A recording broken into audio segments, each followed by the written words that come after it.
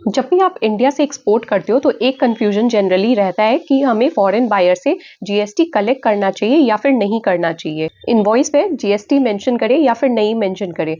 तो देखिए, जब भी आप इंडिया के बाहर एक्सपोर्ट करते हैं तो एक्सपोर्ट हमेशा जीरो रेटेड सप्लाई होता है, तो एक्सपोर्ट्स पे कभी भी जीएसटी चार्ज नहीं होता है। अब यहाँ पे गवर्नमेंट ने हमें दो ऑप्शंस दिए हैं। सबसे पहला ऑप्शन ये है कि आप एक्सपोर्ट करो विदाउट पेमेंट ऑफ जीएसटी, तो इसको हम बोलते हैं एलयूटी फाइलिंग। तो यहाँ पे आप एलयूटी फाइल करके आप एक्सपोर्ट कर सकते हो इंडिया के बाहर विदाउट पेमेंट ऑफ जीएसटी। तो यहाँ पे कहीं भी आपके बायर को जीएसटी का अमाउंट गवर्नमेंट को पे नहीं करना पड़ता है, ना ही आपको पे करना पड़ता है।